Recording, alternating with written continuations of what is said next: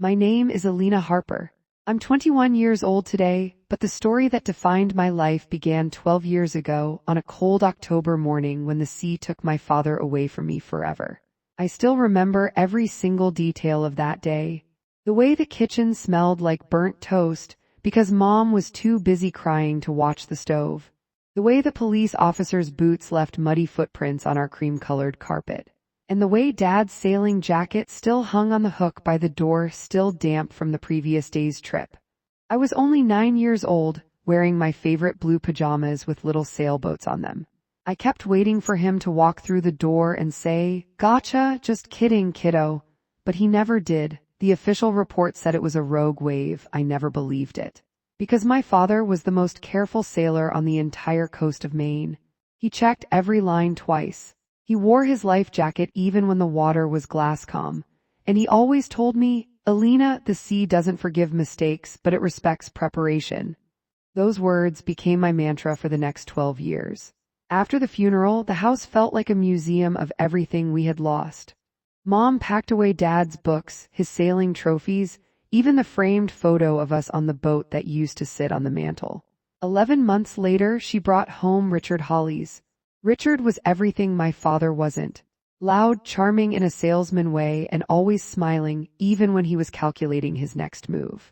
He had 2 kids from his previous marriage, Brooke, who was 14 and already perfect in every way that mattered to Mom, and Tyler, 12, who worshipped Richard like he was a god. They moved into our house in Chestnut Hill, Philadelphia, like they had always belonged there. Dad's clothes went to Goodwill in one weekend. His sailing gear was shoved into the garage and forgotten. And the boat he built with his own hands, the one named Alina's Dream, was sold without even asking me. I was 10 years old when Mom sat me down and said, "Richard is the man of the house now, Alina. You need to respect that. No more talking about your father like he's coming back. It's time to move forward as a family." I nodded because I was scared, and I kept nodding for the next 11 years. Richard worked in commercial real estate. He was excellent at making people trust him right before he took everything they had. Brooke became the golden child, the cheerleader, the homecoming queen, the girl who had such potential. Tyler was the star athlete who just needed a little help with college applications. And me.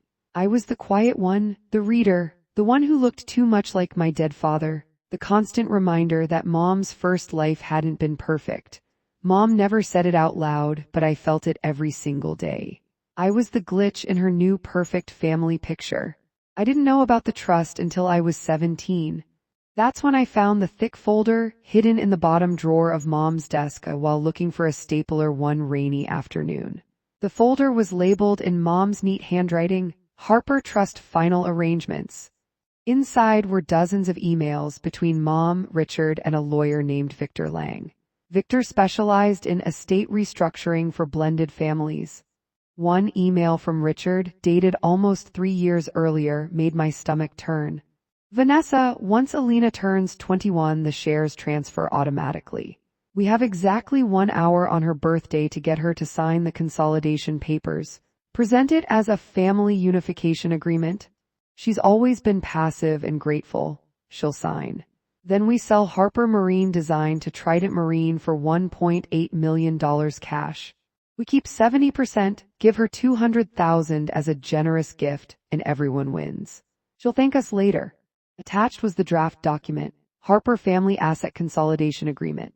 It transferred everything, the entire $2.4 million trust, the house, the cottage in Maine, the stocks, and especially the 51% controlling shares in Dad's company Harper Marine Design, into a new LLC owned 60% by Richard and Vanessa, 20% by Brooke, 20% by Tyler, and 0% by me. I took photos of every single page with my phone, put the folder back exactly as I found it, closed the drawer, and walked out of the room like nothing had happened. That night, I didn't sleep. I lay in bed staring at the ceiling and made myself a promise. I would never let them steal what my father left for me. The next morning, I started planning. I didn't cry. I didn't confront them. I became the quietest, most obedient daughter in the world. I got straight A's. I never argued. I smiled when Brooke got a brand new BMW for her 18th birthday, and I got nothing but a "we'll think about it." I told Mom I didn't want to go to college out of state because family is the most important thing. They loved the new Alina. Richard even started calling me Princess, unironically. Mom would hug me and say, "You've become such a good girl lately." But every single night after they went asleep, I worked. I found a lawyer in New York, Margaret Klein. She specialized in protecting children from predatory parents. She had a reputation for being ruthless when it came to trusts. I paid her first retainer from my secret part-time job at the bookstore. I told her everything over a secure video call. She listened without interrupting, then said 3 words that changed my life forever: "We can win." Over the next 3 years, we built a fortress around my inheritance, brick by invisible brick. We created a new irrevocable trust called the Gregory Harper Legacy Trust. It would be managed by a corporate trustee in Pennsylvania, not Mom, not Richard, not anyone they could influence. Once funded, no one, not even me, could touch the principal without meeting extremely strict conditions. The company's shares would be locked away, the house and cottage would be protected. And the most important part, the trust would activate automatically the second the old trust terminated at midnight on my 21st birthday. We also added a poison pill clause. If anyone tried to contest the trust or pressure me into signing anything, the entire $2.4 million would automatically go to 3 charities my father had loved: a sailing scholarship for underprivileged kids, breast cancer research, and a veterans' mental health fund. I memorized every single line of both trusts. I practiced my calm, slightly confused face in the mirror for hours, and I waited. The final 6 months before my birthday were pure psychological warfare. Mom and Richard became bolder. They started talking openly about the big family meeting on my birthday. Richard ordered a custom cake that said "Welcome to Adulthood, Alina," in gold lettering. Brooke kept asking me what I wanted as a birthday gift from the whole family, while Tyler joked that I should finally stop being the weird book girl and join the real world. I smiled and said I just wanted us all to be together. Every Wednesday night, they would have their private family discussions in the dining room. I would pretend to be asleep, then creep downstairs and listen from the hallway. I heard them rehearsing exactly what they would say to me. Richard practiced the warm, fatherly voice.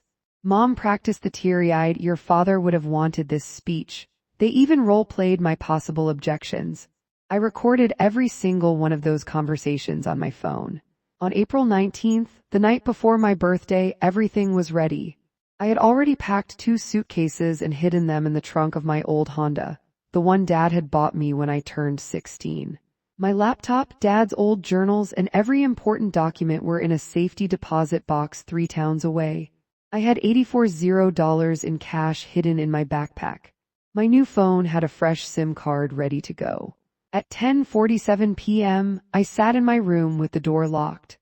Margaret Klein was on a secure video call with a notary public and the corporate trustee from Pennsylvania Trust Services. The old trust would terminate at exactly 12 o'clock a.m. At 11:13 p.m., I signed the new documents electronically. At 11:59 p.m., the $2.4 million officially moved into the Gregory Harper Legacy Trust. It was done, irrevocable, untouchable. I turned off my computer, lay down on my bed, and stared at the ceiling until the sun came up. For the first time in 12 years, I felt something close to peace. At 8:30 a.m. on April 20th, my 21st birthday, the house smelled like pancakes and maple syrup. Mom had made my favorite breakfast, the exact same one she used to make when Dad was alive. Richard was wearing a suit. Brooke and Tyler were already at the table taking selfies with the cake. "Happy birthday, sweetheart." Mom hugged me so tightly I could barely breathe. "We have a little family surprise for you after breakfast." I ate slowly. I tasted every single bite. I wanted to remember this moment forever. At 9:20 a.m., Richard cleared his throat and placed a thick folder in front of me. It had a shiny gold label, Harper Family Asset Consolidation Agreement version 7. "Alina," he said, his voice warm and fatherly, "your father was an amazing man, but he was old-fashioned. He didn't understand how blended families work in the 2020s. This document just makes everything fair. We all become equal partners. The company will thrive under my leadership. You'll never have to worry about money again. You can travel, study art, do whatever your heart desires. Just sign on the last page. We've already had our lawyer look at it." He slid a fancy Montblanc pen across the table like it was a gift. Mom smiled at me with tears in her eyes. "This is what your father would have wanted, honey. Unity." Brooke squeezed my hand under the table. "We love you, sis." I picked up the pen. I opened the folder. I read the first page slowly, then the second.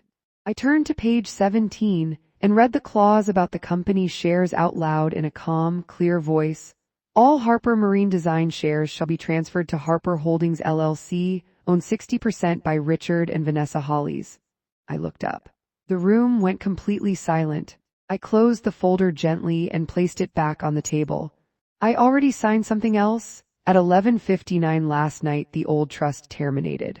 At 12:04 this morning, every single asset, the house, the cottage, the stocks, and 51% of Harper Marine Design moved into an irrevocable trust that cannot be changed by anyone. Not by me, not by you, not by any lawyer you hire in your life. I took out my phone and played the short video Margaret had prepared. It showed the confirmation screen from Pennsylvania Trust Services with the exact dollar amount and timestamp glowing on the screen. Mom's face went white as a sheet. Richard stood up so fast his chair fell backward with a loud crash. "You little bitch," he whispered. Brooke started crying. Tyler just stared at me like I had grown horns. I stood up slowly. "I'm moving out today. The house is still in the trust, so you can live here until the trustee decides otherwise, but you cannot sell it. You cannot take loans against it. You cannot touch the company.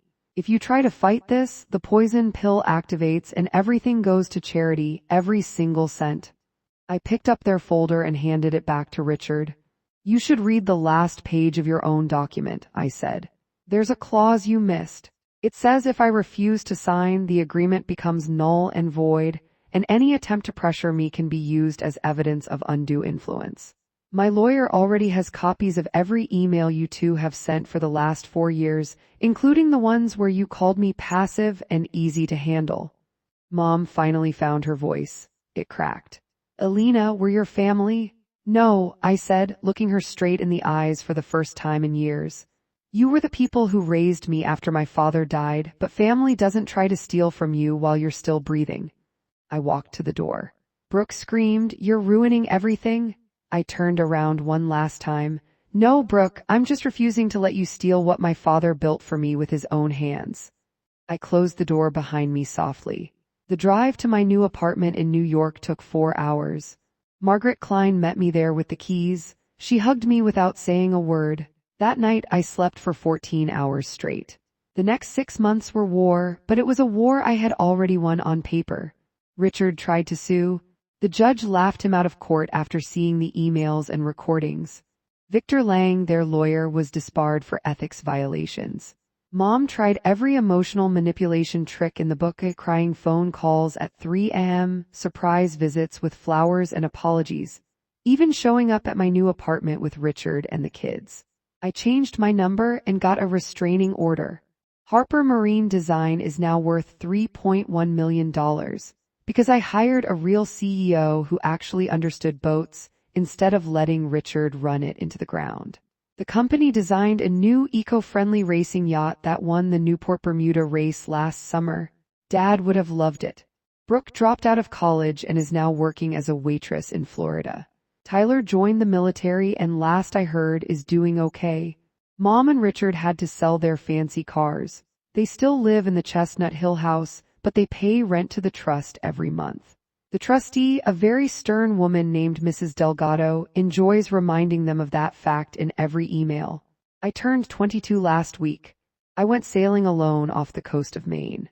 I scattered some of Dad's ashes that I had kept hidden for years in a small wooden box. The wind was perfect.